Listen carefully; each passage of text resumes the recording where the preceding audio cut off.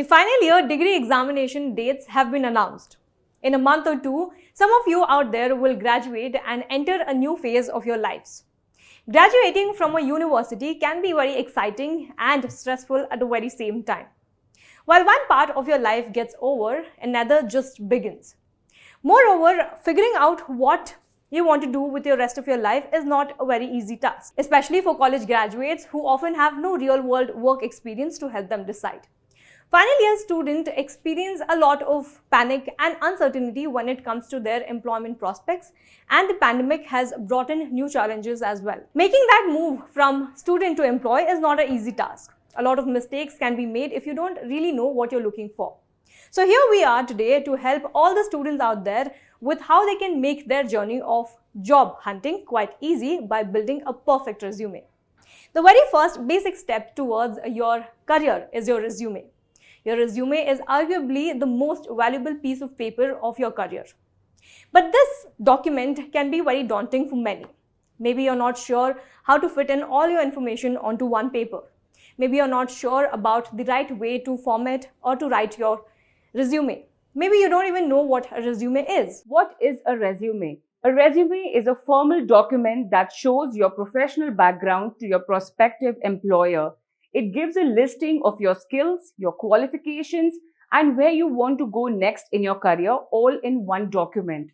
That is primarily what we are going to speak about now. The practices that you need to follow in building a strong resume for your career, and some practices that are commonly followed, but we can do away with when we build our resume for our next dream job. Let's start with the basics. How do we write the word resume? Of course, the spelling is R-E-S-U-M-E, but if you look at certain spellings, there is an accent that is added at the top of E when the word resume ends. Write the word as it is without any accents on the word. It is understood that the pronunciation is in fact resume. You do not need to highlight anything with additional accents to bring it to the further notice of your recruiter. Write the word simply the way you would say it, without any accents. The pronunciation is known to everybody and would be understood. Why do some candidates apply with CV and others use a resume? Is any of the two actually better than the other? Is resume just another word for CV and vice versa? Let's figure that out now. When we are asked to submit our documents, we are often confused about whether we need to submit a resume or we need to submit a CV, which is the short form of curriculum vitae. Let me help you understand the difference between a resume and a curriculum vitae. You will be surprised to know that even though the two terms are used interchangeably very often, when somebody asks us for our curriculum vitae, we end up sending our resume to the recruiter, and vice versa. When someone reaches out to us for our resume, we may at times end up sending our curriculum vitae to them. What is the difference? Isn't it the same thing? Unfortunately, not. What we have been doing so far is indeed, in fact, a wrong practice. Let me help you understand the difference between the two documents here. A curriculum vitae is nothing but a complete dossier of your educational qualifications, any internship that you may have done, any fellowship programs that you may have attended, all your education-related highlights, any doctorates that you may have done, any research work that you have done, all of these details will be added to your curriculum vitae. The curriculum vitae does not change with the job that you apply for. It remains standard. What changes is a resume. Every time I apply for a new job, I will edit my resume based on the skills that particular role requires of me. Of course, the skills will still be relevant to my qualifications. Here, I'm only trying to establish a difference between a CV and a resume. A curriculum vitae can be as long as 20 pages.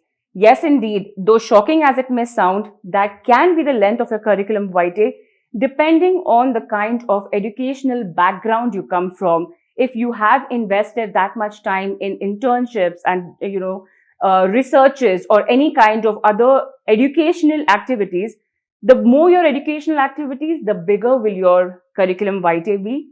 It should be anywhere from 2 to 20 pages. Avoid having it go longer than that. wherein a resume is a document that is broadly 1 to 2 pages. If you are a fresher, 1 page is all you would need to build your resume. If you're somebody with experience, try to not go beyond 2 pages, because let's understand, we don't want to overwhelm the recruiter by sending a resume that may be 4, 5 or 6 pages long by putting in details that may not really add a lot of relevance to the skill set that we are trying to establish for that particular job role. Now that you know the difference between a CV and a resume, it's up to you to decide which one fits your purposes and job hunting prospects best. Moving on, I have another question for you. Have you ever found a job posting that asks you to submit your resume via email? Or maybe you've just decided to approach your dream company directly? Or if so, then you're probably asking yourself right now, what to write in an email when sending my resume so that I can stand out. Sometimes employers provide a clear instruction on what the email format should include or it should look like. If that's the case, then you should definitely follow the employer's directions clearly. But if you can't find any instructions from the employer's side, don't worry. Now let's figure out and let's listen in from our mentor as to what you can include in your resume and what should your resume look like when you're sending it via email. As is the case with every other official document, there are certain sections that are essential to have in a resume as well. Let's take a look at what these key sections of a resume could be and what are some of the sections that you may add, but it is not very important that you go ahead and add them in your resume. So we will classify these as key sections and certain nice to have sections which you may want to add or you may decide against adding in your resume. I leave the choice to you. Let's get started with the key sections, key aspects of your information that your resume absolutely has to carry. There are 5 items that need to go on your resume without fail. Let's look at them one by one. First, your contact information. It is extremely crucial that your phone number, your email address, and your correct full name be shared on the resume so that the recruiter knows how they are supposed to reach out to you and where they can reach out to you. The next would be a summary or an objective. A summary defines to the recruiter where you want yourself to be and what your general mindset is with regards to your career. You can simply put in a statement saying that I aspire to work in a more challenging environment. I look forward to growing to a managerial level in the next few years. I'm looking for newer opportunities. I'm looking for more challenging opportunities. Basically, this is your communication to the recruiter of where you see yourself be and what is your mindset, your individual mindset with regards to your career journey. Never skip out on writing a summary or the objective. It is an extremely crucial part of your resume to set the tone right with the recruiter. Next, we will speak about our work experience. It is good to have your work experience written in detail in your resume. I will come back to this point. Here, what I want to say is always start with your last job first. What do I mean by that?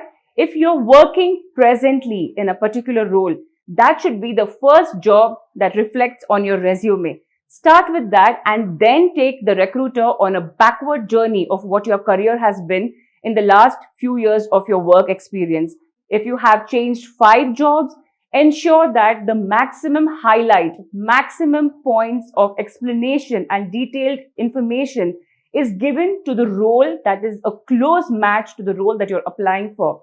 For example, if you are somebody who has switched industries, if you started off, say maybe with a hospitality industry and you're looking to move into a retail sector, the skill set needed is very common between the two.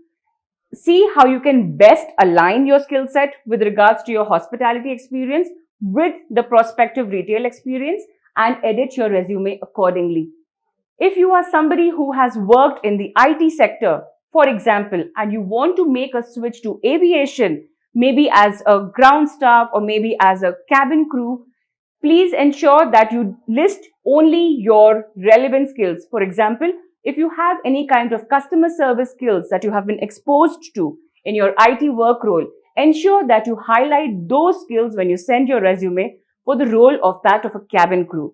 In short, highlight skills that are a close match to the job that you're applying for. I want to share with you that do not lie on your resume. Do not lie about your grades. Do not lie about your educational qualification, background. Be as true as you possibly can. Be completely honest because you want to showcase your true educational skills, your true work skills to your prospective employer and to the recruiter, because this is what will help you on embarking on the right journey of your career. Well, of course it does. As is the way with every other bit of communication, my email will help me create the first impression with the recipient. My aim will always continue to remain at writing a good email and sending it with a good resume, or in a not very perfect scenario, a good email with an average resume. However, the point to be noted here is that my email always has to be good, solid, and correct in the language that is used in my communication. Why do I say this? The minute I open my email is the minute I decide if I want to go ahead and read the rest of the information that is shared with me. It is our responsibilities as applicants of job and people who are sending our resumes to recruiters to keep our emails clear, concise, to the point, grammatically correct, and always establishing relevance as to why we are sending this email to the recruiter. I hope this video was quite helpful to you. So whatever your concerns are, we'll break down everything you need to know about making the perfect resume from scratch. This amazing course entirely is available on our Financial Freedom app. So hurry up and download the Financial Freedom app and get access to this entire course so that you can build a perfect resume and get into your dream company. Also, before going, do not forget to hit on the like button, subscribe to the channel and hit on the bell icon to get notified for our next video. Thank you for watching IndianMoney.com. Get wise, break free.